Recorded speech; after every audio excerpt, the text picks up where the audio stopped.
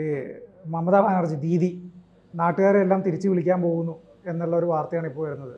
ഇപ്പം നമ്മളൊക്കെ ഈ ഇരുന്ന് സംസാരിക്കുന്നതൊക്കെ അവസാനിപ്പിച്ചിട്ട് നാളെ മുതൽ പണിക്കിറങ്ങേണ്ടി വരും പല കൺസ്ട്രക്ഷൻ വർക്കിനൊക്കെ. കാരണം ഇനി ആളെ കിട്ടാത്തൊരവസ്ഥയിലേക്ക് വരുമോ? അങ്ങനെ ഒരു സാധ്യത ഉണ്ടോ അതിനകത്ത്? അത് ഇപ്പം പത്രത്തിൽ എഴുതിയിരിക്കുന്നതെന്ന് പറഞ്ഞു കഴിഞ്ഞാൽ വിളിച്ചാലും ഇവിടെ നിന്ന് പോകില്ല എന്ന് പറഞ്ഞ ഒരു കാര്യമാണ്. അത് ഇവിടെ കൂലി കൂടുതലാണ്, ഇവിടുത്തെ സാമൂഹിക അവസ്ഥ തുല്യതയിൽ അധിഷ്ഠിതമായിട്ടുള്ളൊരു സാമൂഹിക അവസ്ഥയുണ്ട്. BJP-കാരാണെങ്കിലും കോൺഗ്രസ്സുകാരാണെങ്കിലും കമ്മ്യൂണിസ്റ്റുകാരാണെങ്കിലും എല്ലാവരും ആ സാമൂഹ്യ നീതിക്ക് വേണ്ടി നിൽക്കുന്ന ആൾക്കാരാണ്. ഇവിടെ ഏതെങ്കിലും വിദ്യാഭ്യാസം പിന്നെ അവരിവിടെ സെറ്റിൽഡ് ആയി തുടങ്ങി. മാത്രമല്ല കേരളത്തിൽ ഒരുപാട് കൺസ്ട്രക്ഷൻ വർക്ക് നടക്കുന്നുണ്ട്. ഈ കഴിഞ്ഞ 10 വർഷക്കാലമായിട്ട് കേരളത്തിലെ റോഡുകൾ ഇപ്പോൾ കുഴി ഉണ്ടെന്ന് പറയുമ്പോൾ ആ റോഡുകൾ പിന്നെയും നന്നാക്കാനുള്ള പിന്നെ ഇഷ്ടം പോലെ ബിൽഡിങ്ങുകൾ കൺസ്ട്രക്ഷൻ മേഖലയിൽ കേരളത്തിൽ വലിയ പൊതുവായിട്ട് കൺസ്ട്രക്ഷൻ മേഖലയിൽ ഡിമാണെങ്കിലും വൻപൻ കോർപ്പറേറ്റുകളുടെ കൺസ്ട്രക്ഷൻ വർക്ക് നടക്കുന്നുണ്ട്. അവിടെയാണല്ലോ ഈ അന്യസംസ്ഥാന തൊഴിലാളികൾ, അവിടുത്തെ 90% പണിക്കാർ അവരാണ്. ഈ അവിടെ യൂണിയൻ ഇല്ല, യൂണിയൻ്റെ പ്രവർത്തനങ്ങളില്ല. യൂണിയൻ ഉണ്ടെങ്കിൽ തന്നെ യൂണിയൻകാർക്ക് ആ കാശ് കൊടുക്കുകയും തൊഴിലാളികളായിട്ടുള്ള ആളുകൾ ഇവരായിട്ട് വെക്കുകയും ചെയ്യാം. ഒരു 1000-1200 രൂപ പെർ ഡേ ഈ തൊഴിലാളികൾക്ക് കിട്ടുന്നുണ്ട്. പിന്നെ അവരുടെ വർക്ക് ടൈമിന് യാതൊരു തരത്തിലുള്ള ലിമിറ്റേഷനും ഇല്ല. അവർ വേണമെങ്കിൽ 2 ദിവസം ഒരുമിച്ച് നിന്ന് വർക്ക് ചെയ്യും, അതൊരു പ്രശ്നമല്ല. അപ്പോൾ അവർക്ക് കിട്ടുന്ന കൂലി എന്ന് പറഞ്ഞാൽ അത്ര മതി. പിന്നെ നൈറ്റ് നിൽക്കുന്ന ഇവിടുത്തെ പല റോഡുകളുടെയും ഒക്കെ കൺസ്ട്രക്ഷൻ നടക്കുന്നത് രാത്രിയാണ്. ഇപ്പോൾ NH-ൻ്റെ പ്രവർത്തനം, NH കേരളത്തിൽ ഇപ്പോൾ അത് സെൻട്രൽ ഗവൺമെൻറ്റിനും സ്റ്റേറ്റ് ഗവൺമെൻറ്റിനും ഒന്നും ഉള്ള തർക്കങ്ങളല്ല നമ്മളുടെ വിഷയം. നമ്മളുടെ വിഷയം എന്ന് വെച്ചിട്ടുണ്ടെങ്കിൽ NH-ൻ്റെ ഒരു പണി നടക്കുന്നു എന്ന് പറയുന്നത്. ഇതിന് മുഴുവൻ പണി നടക്കുന്നത് എപ്പോഴാണ്? രാത്രി കാലങ്ങളിലാണ്. അപ്പോൾ അവർക്ക് ഡബിൾ കൂലിയാണ് രാത്രി കാലങ്ങളിൽ അങ്ങനെ പണിയെടുക്കുമ്പോൾ. അത്തരത്തിൽ വരികയും അവരുടെ കുടുംബത്തിനെ അടക്കം അവരിവിടെ കൊണ്ടുവന്ന് ഇവിടെ സെറ്റിൽ ചെയ്യിച്ച് ഇവിടുത്തെ സ്കൂളുകളിൽ കുട്ടികളെ ചേർത്ത് ഇവിടുത്തെ സംസ്കാരവുമായി ഇഴുകിച്ചേരുന്ന ഒരു സാഹചര്യമാണ് ഇവിടെ ഉണ്ടായിരിക്കുന്നത്. ഈ സാഹചര്യത്തിൽ മമതാ ബാനർജിയെ സംബന്ധിച്ച്, മമതാ ബാനർജി മാത്രമല്ല, ഇത് നമ്മൾ ബംഗാളികൾ എന്ന് ഒറ്റ പേരിട്ട് വിളിക്കുകയാണ്.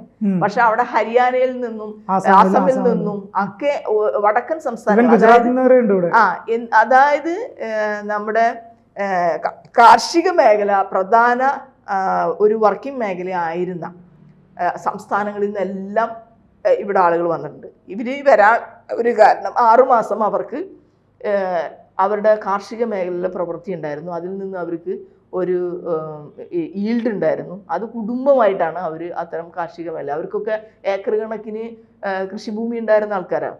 ആ കാർഷിക മേഖല തകർന്നു പോയി. സബ്സിഡി ഇല്ലാതെയും പല കർഷകരും ആത്മഹത്യ ചെയ്യേണ്ട സാഹചര്യം വന്നപ്പോൾ അവരുടെ കുടുംബങ്ങളിൽപ്പെട്ട ആളുകളാണ് പണി തേടി മറ്റ് സ്ഥലങ്ങളിലേക്ക് പോകേണ്ടി വന്നത്.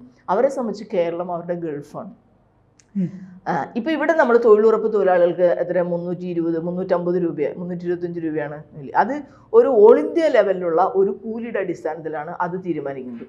ഇവിടുത്തെ ഒരു കണ്ടിജന്റ് തൊഴിലാളികൾക്ക് നമ്മൾ കൊടുക്കുന്നത് 800 രൂപയാണ്. Contingent part time contingent. Full time contingent ആകുമ്പോൾ അത്, അല്ലെങ്കിൽ ഫുൾ ടൈം ഒരു കാർപ്പൻ്റർക്ക് നമ്മൾക്ക് 1200 രൂപയാണ് നമ്മൾ കൊടുക്കുന്നത്. അവരുടെ ഗൾഫാണത്. നമ്മൾ കേരളത്തിൽ നിന്ന് ആളുകൾ പോയി ഗൾഫിൽ പണി ചെയ്യുന്നുണ്ടല്ലോ. കേരളത്തിലെ ഒരു സാമ്പത്തിക അവസ്ഥയെ നിലനിർത്തുന്നതിൽ ഗൾഫ് മണിക്ക് വലിയ പങ്കാണുള്ളത്. ഏതൊരു കുടുംബത്തിൽ നിന്നും ഒരാളെങ്കിലും ഗൾഫിൽ പോയിട്ടുണ്ടാവും. അങ്ങനത്തെ ഒരു സാഹചര്യമാണ് കേരളത്തിലുള്ളത്. നേരത്തെ കേരളത്തിൽ ഈ നമ്മുടെ ബോംബെയിൽ ഇൻഡസ്ട്രിയലൈസേഷൻ വന്ന സമയത്ത് ബോംബെയിലേക്ക് കേരളത്തിൽ നിന്ന് ഒരു കുടുംബത്തിൽ നിന്ന് ഒരാളെങ്കിലും പോകുമായിരുന്നു. അങ്ങനെ ബോംബെയും മലയാളികളും തമ്മിൽ അഭേദ്യമായിട്ടുള്ളൊരു ബന്ധം വരികയും ആ പോയ മലയാളികൾ തിരിച്ചു വന്നിട്ടില്ല പലരും. അവരെല്ലാവരും അവിടെ സെറ്റിൽഡാണ്.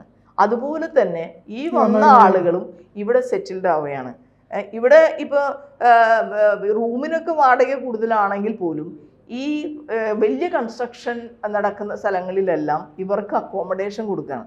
അത് കൂട്ടമായിട്ട് അവിടെ താമസിക്കുന്നു, കൂട്ടമായിട്ട് ഭക്ഷണം ഉണ്ടാക്കുന്നു. അതൊക്കെ ഈ കോൺട്രാക്ടർ വഴിയായി പോകുമ്പോൾ ഇവർക്ക് കിട്ടുന്ന കാശ് മുഴുവനും അന്നാന്ന് അവർ ഞായറാഴ്ച ദിവസങ്ങളിൽ SBI ഒക്കെ ഇവിടെ ശനിയാഴ്ച വൈകുന്നേരം മുതൽ തുടങ്ങി. ശനിയാഴ്ച വൈകുന്നേരം മുതൽ, അതേ സാധാരണ ഞായറാഴ്ച ബാങ്ക് അവധിയല്ലേ, ആ അവധി ദിവസങ്ങൾ പെരുമ്പാവൂരൊക്കെ SBI തുറന്നു വെച്ചിരിക്കുക. എന്ന് പറഞ്ഞു കഴിഞ്ഞാൽ ഈ ബാങ്കുകൾ ഞായറാഴ്ച പ്രവർത്തിക്കേണ്ട ഒരു സാഹചര്യം എന്താ? ഇവരുടെ ഈ മണി ഒഴുക്കാണ് ഇപ്പോൾ അവരെ നിലനിർത്തുന്നത്. ബാങ്കിനെ പോലും കേരളത്തിൽ നിന്നുള്ള അവർ മണി അയക്കാനായിട്ട് വരുന്നത് ഈ ഞായറാഴ്ച ദിവസങ്ങളാണ്. അത്രയും ഒരു സ്വാധീനം ഈ ഇതര സംസ്ഥാന തൊഴിലാളികൾ കേരളത്തിൽ ഉണ്ടായിരിക്കും. അപ്പോൾ കേരളത്തിലെ അതേ ആളുകളുടെ അതേ കൂലി അവർക്ക് കിട്ടുകയാണ്. അല്ലാണ്ട് നമ്മൾ വിചാരിക്കുന്നത് പോലെ അവർക്ക് കൂലി കുറവൊന്നുമല്ല.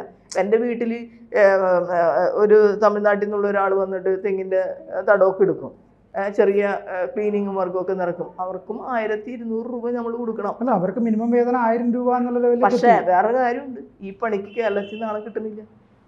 അതെ, കിട്ടുന്നില്ല. കേരളത്തിൽ ഇതേ പണി, ഇതിനേക്കാൾ മോശമായ പണി ചെയ്യാനാണെങ്കിലും ആളുകൾ ഗൾഫിലേക്ക് പോവാം. അതെ, കറക്റ്റ്.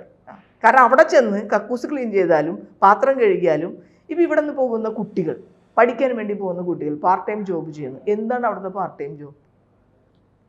ഈ ക്ലീനിങ് വർക്കാണ്. ഹോട്ടലുകളിലെ ക്ലീനിങ്, വെയിറ്ററായിട്ടുള്ള പണി, അല്ലെങ്കിൽ അടുക്കളയിൽ ഉള്ള പണി, ഹോം നേഴ്സ് പണി, ഇതൊക്കെയാണ് ഈ പാർട്ട് ടൈമായിട്ട് അവർ ചെയ്യുന്നത്. ഇവിടെ അവരത് ചെയ്യൂ? ഇവിടെ ചെയ്യില്ല. കേരളത്തിലെ ഇടത്തര സ്വഭാവം പരിഗണിച്ച് ഇത്തരം തൊഴിൽ ചെയ്യുന്നതിന് നമ്മൾ അപമാനകരമായി കാണുന്ന ഒരു സാഹചര്യം കേരളത്തിലുണ്ട്. അത് തന്നെ കാർഷിക മേഖലയിൽ നേരിടുന്ന പ്രതിസന്ധി.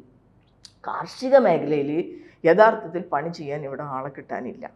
അതിനൊരു സംവിധാനം, അതായത് ഇപ്പോൾ തൊഴിലുറപ്പ് പോലെ തന്നെ ആ തൊഴിലുറപ്പ് തൊഴിലാളികൾക്ക് ഇപ്പോൾ ഈ രണ്ടാഴ്ചയായിട്ട് ഇപ്പോൾ മഴക്കാല ശുചീകരണ പ്രവർത്തനം നടക്കുന്നതായിട്ട് ബന്ധപ്പെട്ടുകൊണ്ട് എല്ലാ സ്ഥലത്തും തൊഴിലുറപ്പ് തൊഴിലാളികൾ പണിയെടുക്കുന്നുണ്ട്.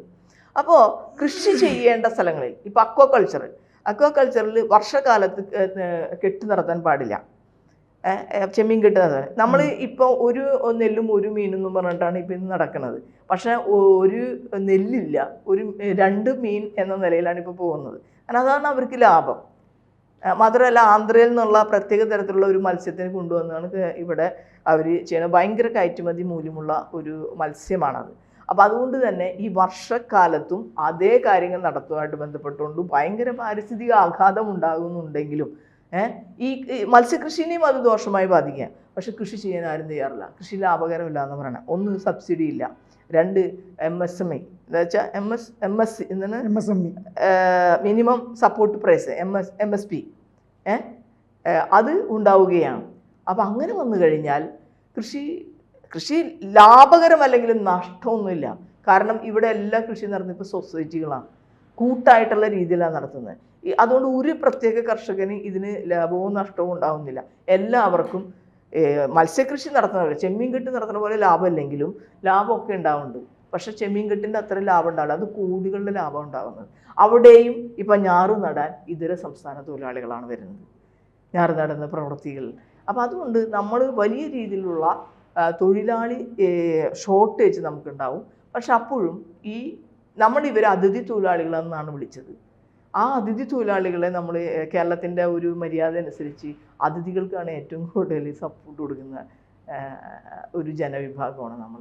ആ നിലയിൽ അതിഥി തൊഴിലാളികളിൽ നിന്ന് ഒരു സർക്കാർ തന്നെ അവരെ അതിഥി തൊഴിലാളികളെന്ന് വിളിച്ചു. അപ്പോൾ അതുകൊണ്ട് തന്നെ ആ ഒരു റെസ്പെക്റ്റും ആ ഒരു സാമൂഹ്യമായിട്ടുള്ള അംഗീകാരവും ഏത് ഭക്ഷണവും അവർക്ക് കഴിക്കാമെന്നുള്ളൊരു അവസ്ഥയും അവരെ ഒരു കാരണവശാലും ഇവിടുന്ന് പോകില്ല. പിന്നെ നിർബന്ധിതമായി അവിടെ ഒരു ഓർഡർ ഇടണം.